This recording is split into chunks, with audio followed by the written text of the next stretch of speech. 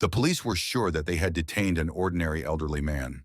However, half an hour later, FBI agents entered the station. Everyone knew the name Henry Lewis. He lived modestly, in a small house on the outskirts of the city, bought bread every day at the nearest store, nodded amiably to passers-by, and every evening at the same time fed pigeons at the city fountain. His gait was unhurried, his voice was quiet, and his eyes were warm, with a hint of long-standing fatigue.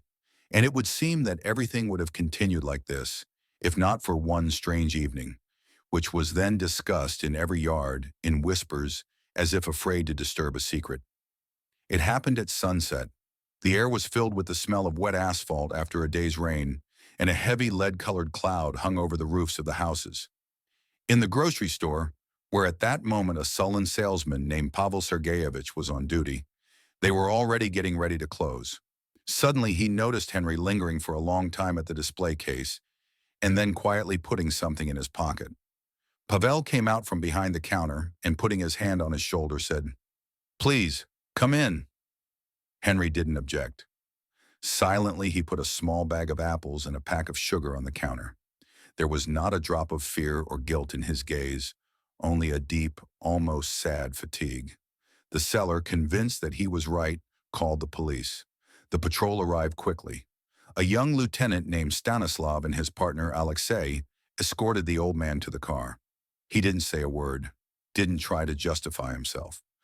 At the station, everything went according to standard procedure: fingerprints, documents. Henry handed over his veteran's ID, old and worn. Stanislav looked through it automatically until he noticed something strange. A piece of paper was neatly sewn into the lining of the cover. Pulling out the note, he saw a yellowed scrap of paper covered with numbers and codes, clearly not something a pensioner would usually keep. The lieutenant frowned. "What is this?" he asked. The old man was silent, his gaze lowered. Without hesitation, Stanislav photographed the find and sent a copy to the regional office. The answer came faster than he expected. 10 minutes later, the phone rang in the department. The voice on the other end of the line was cold as ice, cutting into the ear with its categoricalness. "Stop the detention immediately. Provide protection. The group has already left." Stanislav hung up, his face noticeably paled. He slowly turned to the old man. "Who are you?" The voice trembled treacherously. Henry was still silent. A tense silence hung in the room, as if the air had become denser, heavier.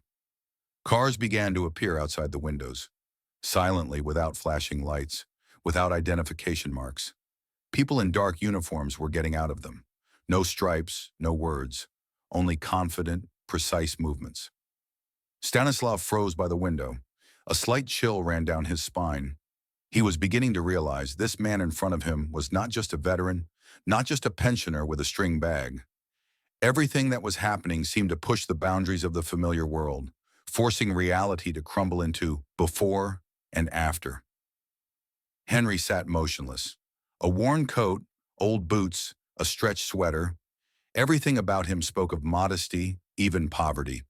But there was some inner strength in his pose, a composure that disturbed everyone who looked at him. He kept his hands calmly on his knees like a man accustomed to waiting, and to act when necessary. Stanislav, confused, rushed around the office. Even the lamps overhead began to flicker dimly, as if they sensed the approach of something inevitable. One after another, strangers entered the building. Silently, as if they were expected here. They passed by the confused police officers, not deigning to look or nod. The first to enter was a tall man with a short haircut. His face was stony, but his posture, his every movement, conveyed a trained confidence, the kind that comes from years of service, when the body and mind act as a single mechanism. He glanced quickly at Henry and walked up to Stanislav. "Where exactly was he detained?" he asked in a muffled voice, with special emphasis on the word detained. In the grocery store," Stanislav muttered, feeling his insides tighten. The man looked around the office, his movements precise, almost mathematical. He walked up to Henry, leaned over and whispered something in his ear. The old man nodded slightly. Everyone in the room fell silent. It seemed that even breathing could be heard. The policemen did not understand, but they felt. They had witnessed something that should never have come into their field of vision. Soon the same man returned to Stanislav. "That's all. Your participation is over. There will be no papers." "The incident is exhausted," he said with a firm pause, as if putting a period. Stanislav nodded. He understood the main thing, not to ask. And there was no longer any desire. One of the agents took out a worn folder. Inside, several sheets with incomprehensible seals. No coats of arms, only codes, numbers, dry stamps. The man quickly looked through the documents, then nodded. Henry stood up. His movements were smooth, but behind them there was a strong strength, not subject to age. He looked at Stanislav, a look in which there was understanding. No offense, no condemnation, only respectful silence. He went out into the street accompanied by two people. Evening had already fallen on the city. The wind drove the leaves along the sidewalks. The streetlights cast long, blurry shadows. At the curb stood cars without license plates, with antennas that dimly flickered in the darkness. Henry walked slowly, but with dignity, like a man accustomed to doing his job silently, without pathos. He turned around as he said goodbye. All the police shifts were standing on the porch of the station, silently, and at that moment, each of them realized this was not just an old man in front of them. He was someone, much more. When the cars disappeared into the darkness, leaving behind only a slight smell of metal and wet asphalt, Stanislav did not move for a long time. He knew they had witnessed the shadow of a big story, one that would not be voiced on television or written about in the news. And behind the modest appearance of Henry Lewis, there was a life full of silent, difficult service, the kind that is not talked about, but which is never forgotten. Night fell softly, almost tenderly, but alarmingly. The old linden trees along the streets whispered in the drafts, creaking their branches as if warning. A lonely dog howled in the distance, its drawn-out voice echoing in the empty blocks, while some curled up in warm blankets hoping for a peaceful sleep. Several black cars moved silently towards an old house on the outskirts. The house was unremarkable. Peeling paint, a slanted canopy, cracked frames that creaked even from the slightest breath of wind, but now too much was stored within its walls. The cars stopped without a sound. People in dark uniforms got out of them, without identification marks, in masks, moving with verified precision. Henry approached the door. Taking the keys from his inside pocket, he slowly turned them in the lock, as if he were opening not just a house, but a box with the past. The inside smelled of wood, medicine, and time. Faded photographs hung on the walls. A young woman in a light dress, a young Henry with a sharp profile and a piercing gaze. One photo in particular stood out, a group of young men in overcoats. Some had hope in their eyes, others restrained fear. The agents acted without words. One began to work on an old chest of drawers. He found gray notebooks wrapped in cloth in the drawers. Another, methodically checking the books on the shelf, found a metal case behind an old volume on agriculture. He opened it carefully, almost reverently. Inside, not documents in the usual sense. Tables with codes, lists of coordinates, strange names, and a card on which in barely legible handwriting was written, "Entrusted. Do not disclose." The senior agent's face froze for a moment. He recognized what was in front of him. At that moment, the atmosphere in the room changed. The tension became palpable, like electricity before a thunderstorm. Another agent found a box. Inside were tiny radio transmitters, encrypted circuits, miniature maps. Everything spoke of one thing. This house was not just a home, it was an archive, a silent witness to a life in which every action had weight and a mistake could cost someone else's life. Henry stood in the doorway of the living room. He watched silently, reservedly. His face was stony, but in the depths of his eyes there was a shadow. The weight of those years that are not included in biographies and are not voiced in speeches. The agents continued to work with silent precision, without asking questions, without breaking the silence. By morning, almost nothing remained in the house. The shelves were empty, the dust underfoot was neatly cut by boot prints, and the light of the lanterns glided along the walls, illuminating the past for the last time. The cars drove away as quietly as they had arrived. Henry remained sitting on the porch, alone. His hands were empty. Before his eyes was a fleeting star, the last one in the night sky. He knew, today another, perhaps the last act of his long, invisible service had been completed. The farewell was bitter, but inevitable. And in this farewell, as in his entire life, there was no applause, no tears, no glory, only duty, steadfast, silent, and eternal. With the first rays of the sun, the porch was empty. Only an old newspaper, forgotten by someone on the steps, rustled in the light morning wind, as if a reminder of the night that had just passed. At the police station, Stanislav looked through the duty records. Not a single line about the visit to Henry Lewis. Not a line, not a mention, as if nothing had happened. But those who saw, who was nearby that night, knew it happened, and will remain with them forever. And so another story went, without headlines, without memory, without a trace. And the city continued to live as before, unaware that somewhere among it lived a man who changed more destinies than anyone could count. That night, when the agents disappeared into the darkness, taking away boxes of documents, Henry sat on the porch for a long time. His coat was soaked with the night dampness, but he seemed not to feel the cold. His gaze reflected the years, not dates and events, but something deeper. Smells, sounds, the ground beneath his feet, the weight of the sky above his head. He remembered not faces, but moments. The early 50s. The Cold War was just gaining momentum. He was sent to a place where borders blurred, where decisions were made silently, without protocols and stamps. He remembered his first assignments, villages far from everything, where you had to be your own among strangers. Where a look through a scope meant more than words, Henry was everywhere where events took place that did not exist. He crossed borders that were not on maps, transmitted codes, hid information in the lines of songs. Sometimes he simply went to where others did not return. He learned to wait, for weeks, in moldy basements, on land where there was no pillow, no peace. He forgot himself. He became others, under new names with foreign habits, in languages that he learned on the go. Sometimes he was afraid, not to die, but to not remember who he was. There was that night, in a northern town where an accident happened. The streets were filled with radioactive ash. He was not in a suit. He was not in armor. Only he and the bundle under his clothes, with a map for which others later fought, already without him. There were also the southern years. Heat, dust, metal. In one of the deserts, he negotiated, without a weapon, empty-handed, knowing that a mistake would lead to the death of the entire group.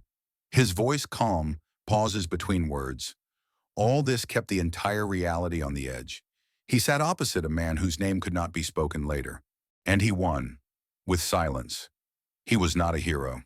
His goal was to ensure that the enemy did not notice the defeat, so that the wars that could break out would remain on paper.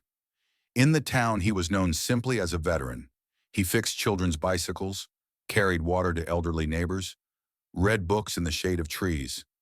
No one knew what he was reading, or what exactly was between the lines. One day a boy asked, "Why is Henry always alone?" The old man smiled. "Because those who should be there stayed there." The boy didn't understand anything, and rightly so. Life in the shadows requires sacrifice. Henry gave up a lot. His family, his friends, the opportunity to be close to someone, because any touch of the past is a risk to someone else. He lived in the shadows, without witnesses, without memories that can be given away in a moment of weakness. Sometimes he took out an old photograph, a woman in a light dress. Her smile was like a summer that never ends. He held the photo in his hands for a short time. Then he carefully folded it and hid it back in the hiding place, not because he wanted to forget, but because duty demanded silence, even in front of himself. Sometimes, sitting on the porch of his house, Henry watched the town, the children playing, the neighbors arguing over trivialities, the leisurely pace of life. And at such moments he understood. Everything he did was not in vain. Let his exploits remain nameless. Let his medals gather dust in forgotten archives. Let no one ever thank him. The main thing is that these streets remain quiet, peaceful, alive. When the agents took away his things that night, they did not take one thing. On the shelf in the hallway, a small wooden figurine of a dove remained. Old, with cracks in the wings, hand-carved, it looked ahead with empty eyes. In this simple toy, there was more truth about the life of Henry Louis than in any memoir. He was where it was impossible to be. He did what was impossible to talk about. And he left, asking for neither a reward nor a memory. After he left, the station felt strangely empty. Everything was in its place. The walls, the creaking floor, the familiar morning sounds. But the air was different. Thick, viscous. Lieutenant Stanislav did not close his eyes until dawn. He could not get the old man's face out of his head. Motionless, proud, and the agent's gaze, a mixture of respect and anxiety. They were afraid of him and respected him. In the morning, when the city woke up, the doors of the precinct opened again. Two people entered without knocking. Gray, faceless figures. Without introduction, without words. Silently, they placed a thin folder on the table. Stanislav hesitated for a long time to open it. Citizen Louis Henry. Status, not subject to disclosure. Clearance level, special. Then short, terse phrases. Participation in secret operations, crisis prevention, work in zones where officially there was no one. No dates, no names, only dry lines. But they felt everything, both gratitude and honor. Stanislav felt his palms sweat. He realized the day before they had detained a man who officially should not have existed. A man whose name had been erased from all databases to preserve peace for millions. One of those who had arrived spoke quietly. "You made a mistake, not out of malice, but out of ignorance. They understand that. But even ignorance does not exempt you from the consequences." The voice was soft, but there was a ring of steel in it. Stanislav was silent. What could he say? Justify himself? Hide behind the instructions? He knew that he would not have believed it anyway, even if he had seen the documents in advance. How could he believe that a man who bought milk and fed pigeons every morning was someone whose actions influenced the course of history? After a short conversation, the strangers left as quietly as they had appeared, and the station was again plunged into a viscous silence. Those who had been on that shift tried not to remember or discuss what had happened. It was too dangerous even to think out loud, but the silence did not relieve him of his thoughts. Stanislav sat for a long time, going over the evening in his head. How Henry stood by the shop window, how he calmly walked to the car, how he never tried to justify himself. And the longer he thought, the more clearly he understood. Real power does not require recognition. It lives in the shadows, without slogans, without corpses and orchestras. She hid behind humility, behind a modest smile, behind everyday trifles. Several days passed. Henry never returned. His house remained empty. The neighbors who used to whisper about his oddities now remembered him with respect. Someone said that cars drove up to the house at night. Someone heard conversations in unknown languages, but the name Henry Louis was not mentioned in official sources. No investigations, no news. Everything remained between those who knew and those who guessed. One early morning, Stanislav went out to the square. He passed the fountain where Henry always sat, feeding the pigeons. Now the fountain was empty. Only a couple of birds, as if in memory, circled above the water. Stanislav stopped. He stood for a long time watching the sky brighten. And suddenly he noticed, on the bench where the old man always sat, lay an old worn cap. The same one. It was neatly folded, and on top of it was a scrap of paper. There were no words or initials on it, just a tiny symbol, a cross crossed by two lines. Stanislav did not know what it meant, but for some reason he understood. It was a farewell. Quiet, modest, like Henry Louis's whole life. Days passed. The town returned to its usual rhythm. Children laughed again. Cafe doors opened. The smell of freshly baked bread hung in the air. But an invisible veil still hung over the streets, a memory of what could not be spoken of out loud. No one mentioned Henry Louis directly anymore, not because they had forgotten, but because they respected him. Sometimes, on that very bench, someone left bread for the pigeons. Sometimes children, without knowing why, played a silent game. They sat nearby without saying a word. The townspeople felt something important had happened. And although everything was outwardly the same, a new caution had settled inside each of them. In their judgments, in their words, in their looks at those around them. Now they looked more closely at the faces of passers-by. They argued less. They helped each other more often. Henry Lewis became part of their conscience. Invisible, but strong.